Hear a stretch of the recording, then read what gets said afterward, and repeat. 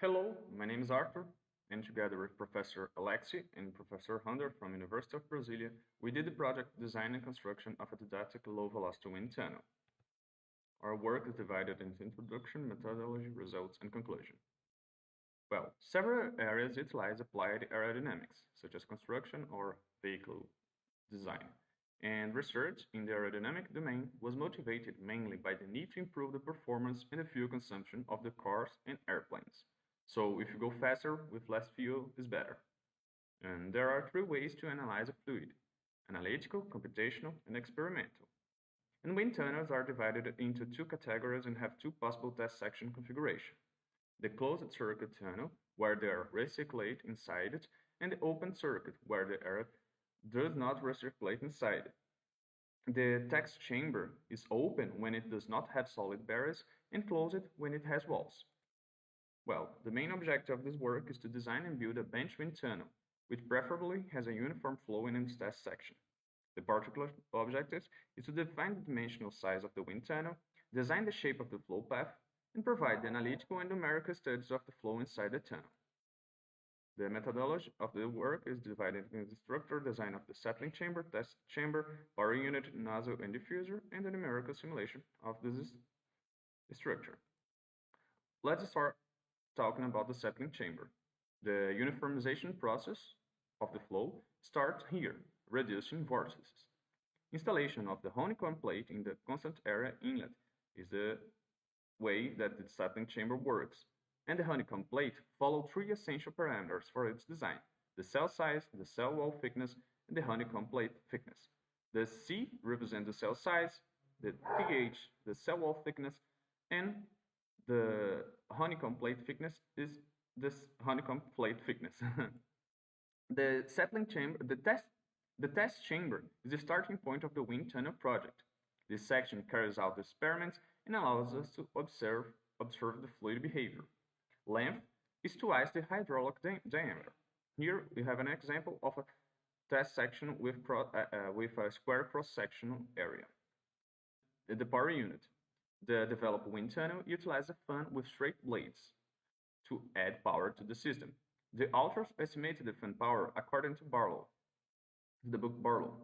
The fan speed was found experimentally using the tachometer and the anemometer. After the flow velocity measurement, according to Bernoulli equation, the dynamic pressure was calculated using the following equation, as half of the air density times the speed to the power of 2. The nozzle. It has a high impact on the test chamber flow quality. The construction of this part has to respect the following three parameters: area ratio between 8 and 9, the angles alpha and beta divided by 2, recommended value is 12 degrees, here we can see in this image, and the shape formed by two equation cubics, and here we can see that it's formed by one cubic equation, and here the other cubic equation. The area ratio is calculated using the area of the inlet divided by the area of the outlet. The diffuser. Change from square to circular section, where here the square section is the test section and the circular one is where the fan is fixed. This part is essential for the quality of the flow because if the boundary layer detaches, the pressure variations in this region will affect the flow in the test chamber. The diffuser length for an expansion angle θ degree is found using the following equation, where R1 is half of the hydraulic inlet diameter and R2 is the half of the hydraulic diameter. Using this layout, we can calculate the length of the diffuser. The numerical simulation was made using the incompressible average Navier-Stokes equations approximate the physical process in the low-velocity wind tunnel, expressed in three-dimensional form together with K-omega SST model. This equation system perfectly describes the flow behavior in the computational domain. The pressure inlet and the pressure outlet type bounds the defined boundary conditions of the domain, while utilize the non-slipping conditions. And to solve this, the third-order Muskel solution method for the flow equations and second-order upwind method with high-order term relaxation for turbulence properties allow receiving a high-quality simulation result. An analysis of the following parameters is necessary for for a definitive study of the flow pattern in the aerodynamic wind tunnel, the velocity change along the wind tunnel, the y plus criteria, and the velocity, uniformity, and boundary layer behavior in test section. So, the final result of the work is the wind tunnel with 2.3 meters in length and 0.74 meters in height. Here we can see the settling chamber, nozzle test chamber, diffuser, and fan. So the settling chamber has a honeycomb screen made of aluminum alloy. It has 0.58 by 0.58 meters in size and 0.00 and 0.04 meters in thickness. The design parameters are the number of cells with 4,355 cells. The wall thickness is 0.05 times 10 to the power of -3 meters, and the size of a single cell is 5.2 times 10 to the power of -3 meters. The nozzle, test chamber, and diffuser are represented here, where the area ratio of the nozzle is 8.4, his length is 0.874 meters, and the inlet is the same of the settling chamber, and the outlet is the same size of the test chamber, is 0.2 by 0.2. The test chamber has an area ratio of 1, a length of 0.2, and the inlet and the outlet of 0.2 by 0.2. The diffuser has an area ratio of 1.75 and a length of 0.954 meters. The inlet is the same size of the test chamber, and the outlet has a diameter of 0.3 meters. The power unit, or the axial fan. The speed of 8.994 meters per second in the test section requires a fan power of more than 70 watts.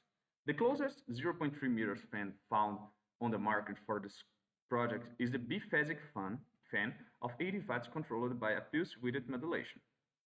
The experimental investigation with the tachometer and anemometer allowed determining the flow speed after the fan and the RPM as a function of flow velocity. Here you can see if the position of the potentiometer in the PWM is 50%, we have an 1200 RPM with a velocity of 5.1 meters per second and a dynamic pressure of 15 Pascal. And this graph represents the increase of the RPM, so will the increase of the speed of the flow. The geometry of the tunnel has vertical and horizontal symmetry axis, and the computational volume consists only of the quarter of the tunnel. Here you can see the symmetry in the 3 parts of the tunnel, and the curvilinear structure mesh generation follow the ANSI verification model. Here we can see that closest to the wall we have a refined mesh. The result is here, a velocity magnitude, where we, in this simulation, defining the ventilator pressure drop of 30 Pascal as a boundary condition. And the flow pattern is smooth, following the wall without the flow separation. Here you can see the uniform velocity in the test chamber. An analysis of the boundary layer behavior presented in figure 18 shows a reasonable thickness of the boundary layer. It occupies 5% of the cross-sectional area at the inlet of the test chamber and 9% at its exit. A uniform velocity distribution outside the boundary layer justifies the nozzle and diffuser design.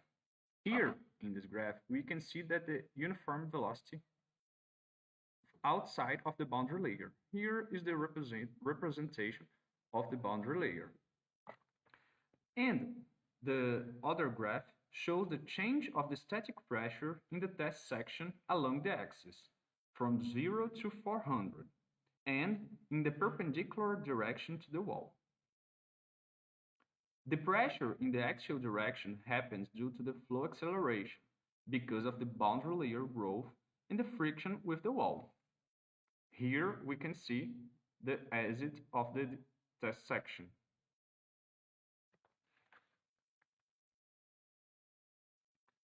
The conclusions of this work is that the authors defined the dimensions and shape of the low velocity duct open circle wind tunnel. The square test section is transparent, so we can see the experiments. The tunnel components are designed to provide a highly uniform flow in the test section, and the numerical simulation show that the nozzle effectively accelerates the flow, and the boundary layer occupies from 5% to 9% of the test section. Future development will focus in construction of the test bench structure and validating the structure with experiments. Thank you for your attention, and I'm here to answer your questions.